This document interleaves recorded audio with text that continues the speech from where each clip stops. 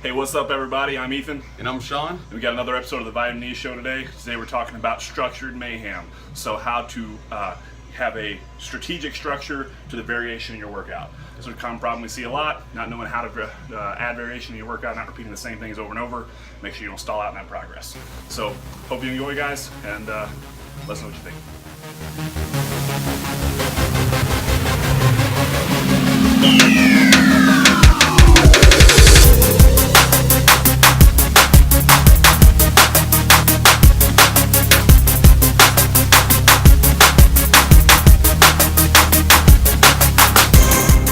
Hey, what's up, guys? So we're talking about variation in workouts today. Just a little bit of how to add variation to your routine with some structure. We're talking about this because we see a common problem. A lot of people tend to fall into their comfort zone, tend to kind of repeat themselves, do the same thing over and over in the gym.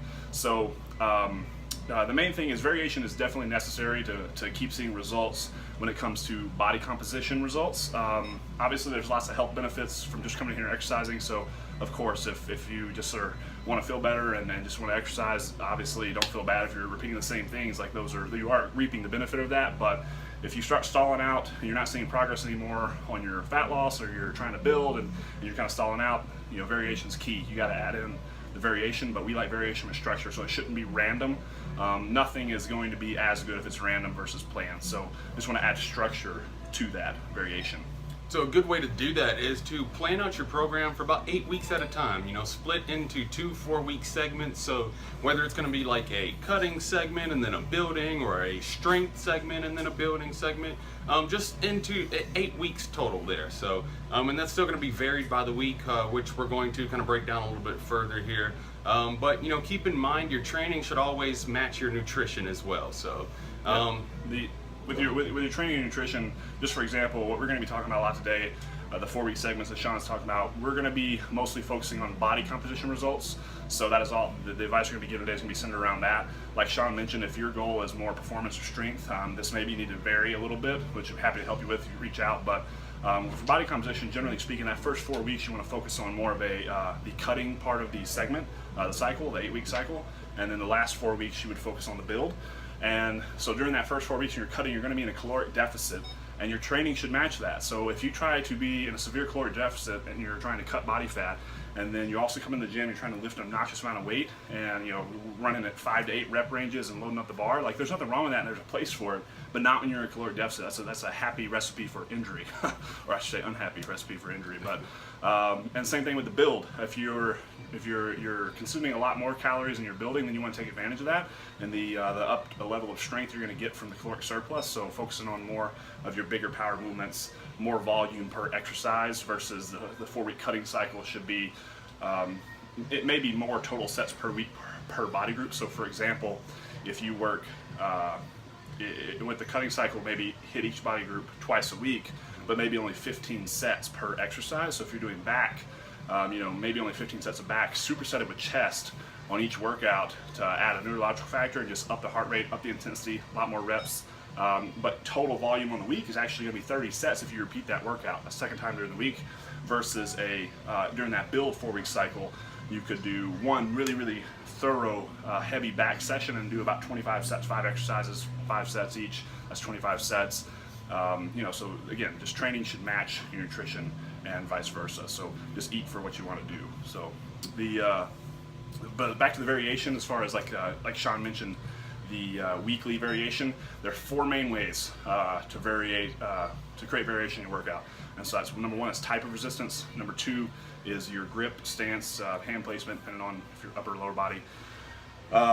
The load and rep scheme, and then lastly, the timing of exercises in specific workouts. So first, let's talk about your type of resistance. So there's a lot of different things. One of the reasons why, us personally, we try to keep a wide variety of equipment throughout the gym. So, you've got like your kind of standard machines, your cable resistance, your dumbbells, even the difference between using a dumbbell and a kettlebell in different movements are going to work different areas. Free bars, all types of stuff that you can use, resistance bands. So, you can do the same movements. Say that, you've got a squat in particular.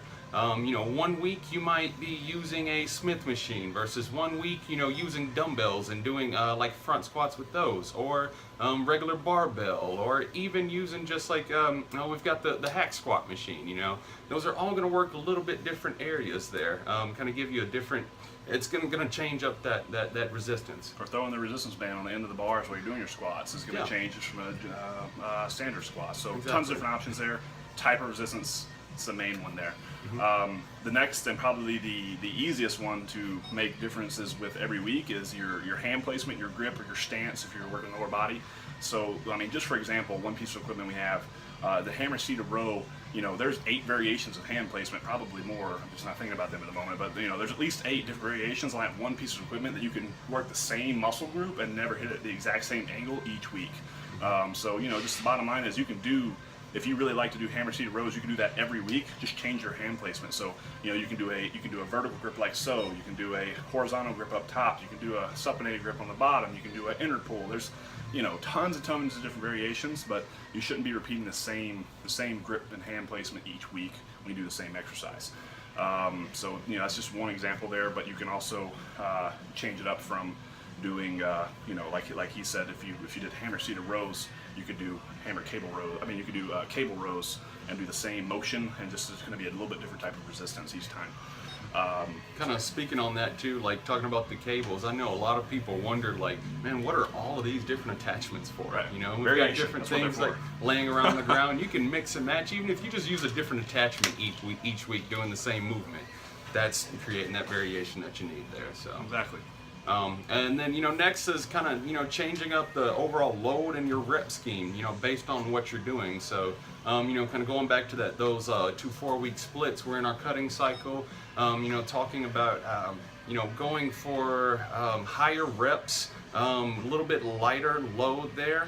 And then, versus doing your building stage or say more of a power stage, you're going to use, a lot more lower reps, upping that load to, try to get overall maximum power output there. So. And the next step on that being like not just the total rep, like weight and changing the rep scheme, but also supersets and trisets. So, like I mentioned just a minute ago, if it's your cutting stage, you want a lot more intensity, and you want to, as far as like cardiovascular intensity, create more sweat, more energy expenditure.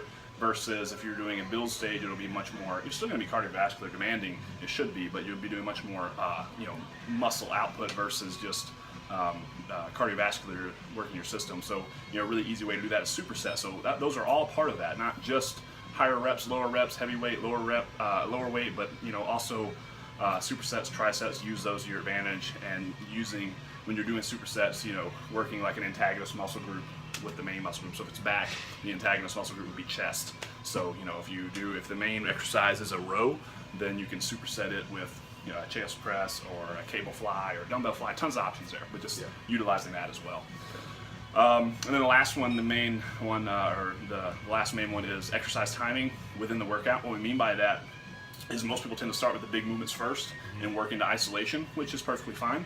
You can mix it up and work up isolation first, work into big movements later. Nothing wrong with that either. You can also do like one big movement, do some isolation in the middle, and finish with a bigger movement, which is kind of what I tend to like to do.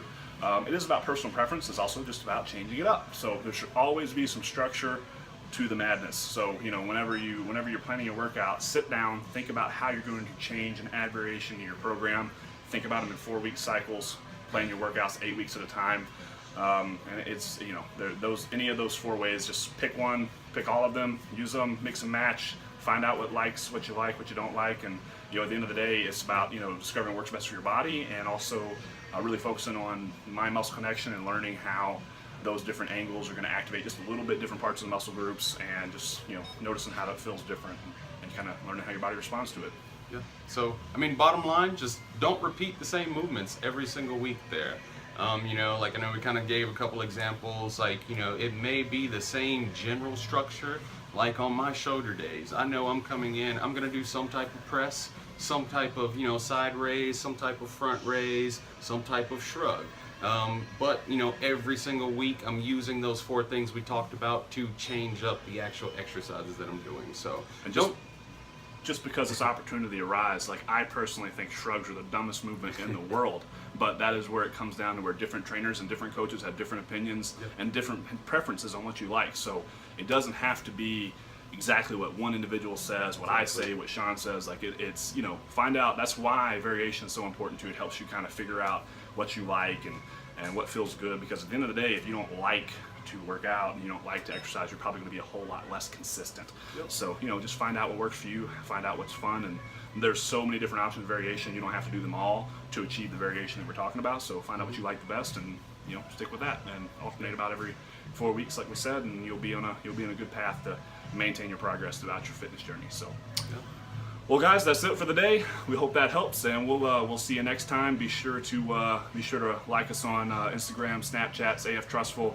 Of course, follow us on Facebook. Like, comment, share this video with your friends if you found it useful. And also, all of these videos can be found on our YouTube channel. It is Anytime Fitness Trussville. Just search it up there.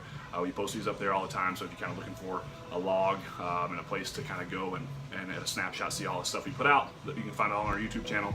And be sure to subscribe. Yeah, subscribe while you're there. So anyway, guys, thanks for watching. Take it easy.